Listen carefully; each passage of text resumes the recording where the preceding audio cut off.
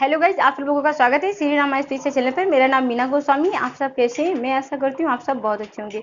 आप सबको राधे राधे, जय श्री कृष्णा। जैसे गाइज हम लोग स्टार्ट करने जा रहे हैं प्रैक्टिस सेट का दूसरा दिन है गाइज। तो चलिए, मेरे नए विद्यार्थी हैं, मैं उनसे यही कहूँगी, आप इस चैनल को सब्सक्राइब कर लीजिए, शेयर कर दीजिए, जिससे और भी विद्यार्थी इसका लाभ ले सके। तो चलिए गाइज, अब हम लोग स्टार्ट कर रहे हैं प्रैक्टिस सेट। देखिए यहाँ पर क्या दिया है कि उपसर्ग का प्रयोग होता है। अब देखिए उपसर्ग का प्रयोग होता है, तो मैंने गाइस आपको बताया था कि उपसर्ग कहते हैं किसे हैं कि जब किसी मतलब मूल शब्द के आगे जब कोई उपसर्ग लगता है, उससे जो नए शब्द बन के आते हैं वही हमारे क्या होते हैं, उपसर्ग होते हैं। तो मैंने गाइस आपको बताया था कि देखिए उपसर्ग किसे कहते हैं। मान लीजिए ये आपका मूल शब्द होता है। क्या होता है? मूल शब्द होता है, ठीक है। और मूल शब्द के आगे क्या होता है? उपसर्ग लगा होता है। क्या लगा होता है? उपसर्ग, ठीक है। उप और सर्ग। अब जब ये आपस में मिलते हैं, जब मूल शब्द और उपसर्ग जब आपस में मिलते हैं, तो इससे नए शब्द का क्या हो जाता है? निर्माण हो जाता है। नए शब्द का क्या हो जाता है? निर्माण हो जाता है, नया शब्द बन जाता है, ठीक है। अब देखिए यहाँ पर जो क्वेश्चन आपसे कह रहा है कि उपसर्ग का प्रयोग होता है, तो उपसर्ग का प्रयोग कब होता है? मूल शब्द के पहले होता है। तो यहाँ पर ऑप्शन आपका कौन सा गाइस सही होगा? यहाँ पर शब्द के आरंभ में होता है। तो किसमें गाइस होता है? शब्द के आरंभ में होता है। उपसर्ग का प्रयोग शब्द के आरंभ में होता है, ठीक है। मूल शब्द के आरंभ में होता है। अब देखिए यहाँ पर दूसरा क्वेश्चन क्या कह रहा है हम लोग का। जैसे यहाँ पर दिया है कि ग्रीस में कौन सी संधि है, तो सबसे पहले आप लोगों के दिमाग में आना चाहिए कि संधि कहते किसे। देखिए संधि दो वर्णों के मेल से जो विकार उत्पन्न होता है उसी को हम क्या कहते हैं? संधि कहते हैं। और जो भी मेरे पुराने विद्यार्थी इस वीडियो को देख रहे होंगे तो उनको पता होगा कि देखिए संधि दो वर्ण होते हैं, आपस में दो वर्ण होते हैं, और एक प्रथम शब्द का अंतिम वर्ण होता है, और द्वितीय शब्द का प्रथम वर्ण होता है, ठीक है। जब ये आपस में मिलते हैं, इसमें जो भी परिवर्तन होता है वही इसमें जो भी विकार उत्पन्न होता है वही मतलब हमारी संधि कहलाती है, ठीक है। और गाइस मैंने आपको संधि का फार्मूला भी लिखाया था कि प्रथम शब्द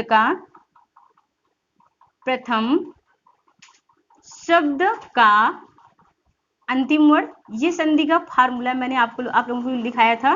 और द्वितीय शब्द का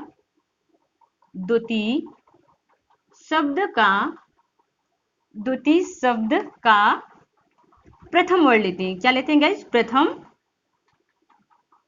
वर्ण लेते हैं। क्या लेते हैं? प्रथम वर्ण लेते हैं, ठीक है। प्रथम वर्ण लेते हैं। जब ये आपस में मिलते हैं, इसमें जो भी विकार उत्पन्न होता है, जो भी परिवर्तन होता है, वही गाइस हमारी क्या कहलाती है? संधि कहलाती है, ठीक है। अब देखिए यहाँ पर हमारा क्वेश्चन क्या कह रहा है कि ग्रीस में कौन सी संधि लगी है।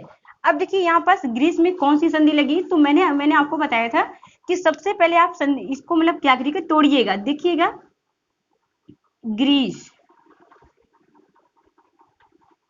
देखिए यहाँ पास ग्रीस दिया हुआ है गाइस, ग्रीस, ठीक है, ग्रीस। अब देखिए मैंने गाइस आपको बताया था कि शब्द के बीचों बीच लेते हैं। शब्द के बीचों बीच क्या है आपका? ई है।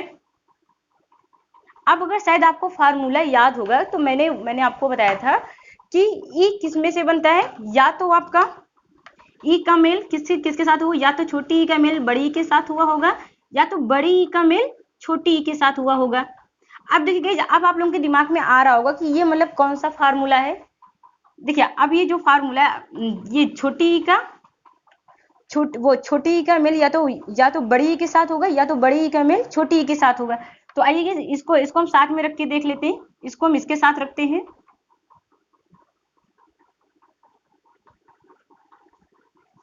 इसको पहले हम बाहर निकाल लेते हैं। अब देखिए यहां से जब ये बाहर आ गया ई, तो ये बचा हुआ रा हलंत के साथ आ जाएगा, ठीक है। और ये बचा हुआ सा, ये ज्यों का त्यों उतर आएगा, ठीक है। अब हम इसको इसके साथ रख के देख लेते हैं।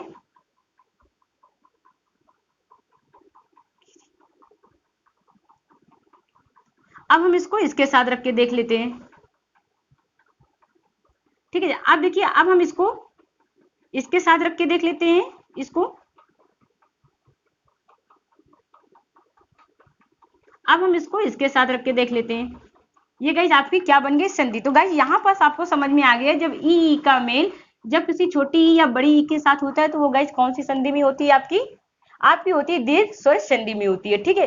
क्योंकि यहाँ पास क्या होता है, अब देखिए दीर्घ स्वर संधि का मैंने आपको फार्मूला लिखाया था कि जब छोटा आ का मेल या तो बड़ा आ के साथ होगा तो क्या होगा, बड़ा आ ही होगा, ठीक है, या तो फिर छोटी ई का मेल या तो बड़ी ई के साथ हो, ठीक है, या तो बड़ी ई का मेल या तो बड़ी ई के साथ होगा, या तो बड़ी वो छोटी ई का मेल बड़ी ई के साथ होगा, तो उसमें जो भी विकार उत्पन्न होगा जो भी आएगा आपका बड़ी ई ही होगा, ठीक है। और यहाँ पास जब छोटा ऊ का मेल या तो बड़ा ऊ के साथ हो, या तो बड़ा ऊ का मेल चाहे छोटा ऊ के साथ हो, या तो छोटा ऊ का मेल या तो छोटा ऊ के साथ हो, जो भी इसमें परिवर्तन होगा वो बड़ा ऊ का होगा।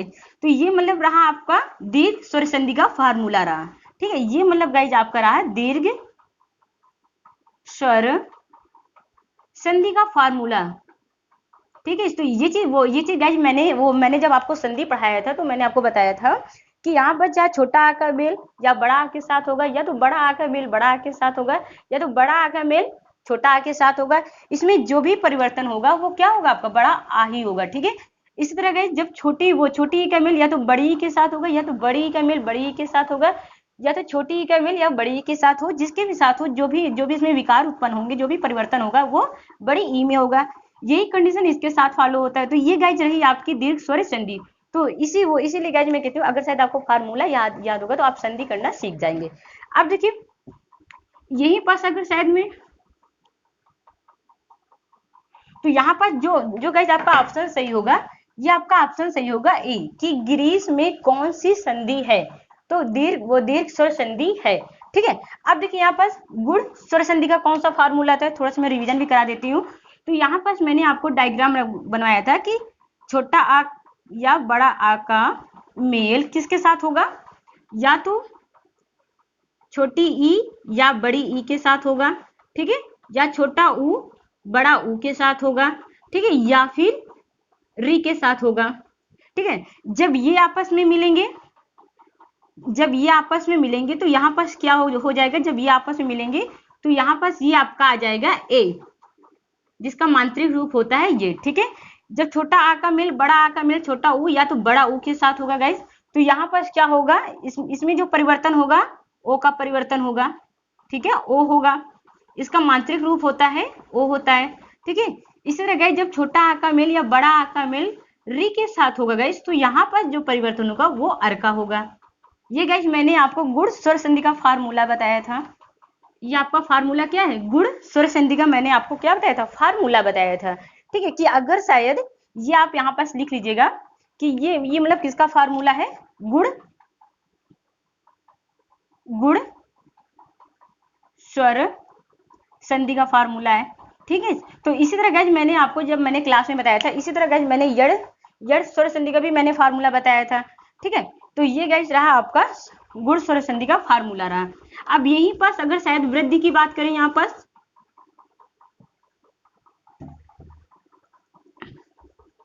वृद्धि का फार्मूला क्या था आपका, अगर से वृद्धि की अगर हम बात करें तो यहाँ पास क्या होगा आपका ए,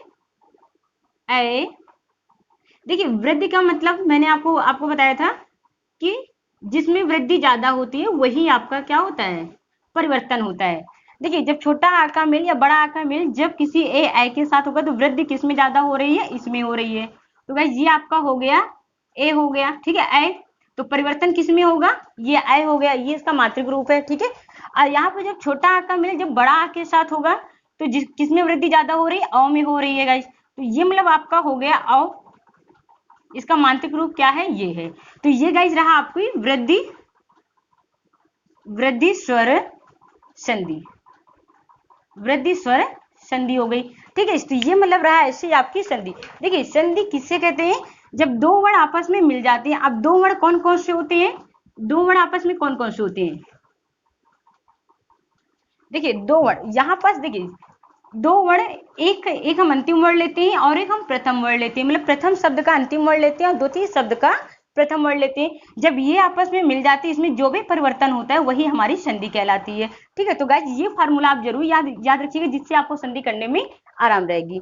तो चलिए गाइस अब हम लोग आते हैं तीसरे क्वेश्चन पर। मैं उम्मीद करती हूँ कि आप लोगों को अच्छी तरीके से समझ में आ गया होगा। अब देखिए यहाँ पर जैसे दिया है कि परा उपसर्ग का प्रयोग किस शब्द में नहीं किया गया है। ये आपके गाइस वीडियो में और नेपाल में ये क्वेश्चन आ चुका है। ठीक है। अब देखिए नहीं किया गया, बच्चे सबसे ज्यादा कंफ्यूज किस में होते हैं, बच्चे पढ़ लेते हैं परा उपसर्ग का प्रयोग किस शब्द में किया गया है। तो गाइस आप लोग थोड़ा एग्जाम के समय इसको थोड़ा सा ध्यान दिया करिए, क्योंकि बच्चे सबसे ज्यादा इसी में कंफ्यूज हो जाते हैं, पूरा क्वेश्चन नहीं पढ़ते, उनको लगा कि परा उपसर्ग का प्रयोग होता है, मतलब किसमें होता है, तो इसी में उन लोग से गलतियां हो जाती हैं। ठीक है, तो इसमें आप लोग ध्यान दीजिएगा। अब देखिए परिधि या पराजय या पराक्रम या पराभव। अब देखिए यहाँ पर अगर आप इसे तोड़ लेते हैं, पराधन जय, मैंने आपको बताया था जय आपका मूल शब्द है, अब परा आपका क्या है, उपसर्ग है। ठीक है, इस तरह आप इसे तोड़ के देख लीजिए। अब देखिए यहाँ पर इसे भी आप तोड़ के देख लीजिए, तो परा उपसर्ग का प्रयोग नहीं हुआ है, किसमें नहीं हुआ है, परी, किसमें नहीं हुआ है गाइस, परी में नहीं हुआ है। ठीक है, तो यहाँ पर जो आपका ऑप्शन सही होगा ए, परिधि। ठीक है, अब देखिए यहाँ पर जैसे यहाँ पर आप देखिए इससे जो उपसर्ग बन सकते हैं, परिमाण, परिमाण हो गया। ठीक है, परिमाण हो गया। अब देखिए यहाँ पर दरबार किस भाषा का शब्द है।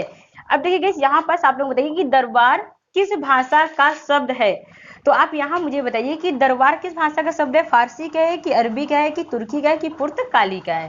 तो दरबार किस भाषा का शब्द है, यहाँ पर गाइस मुझे बताइए कि दरबार जो दिया हुआ है यहाँ पर, दरबार किस भाषा का शब्द है, फारसी का है, अरबी का है, तुर्की का है कि पुर्तगाली का है।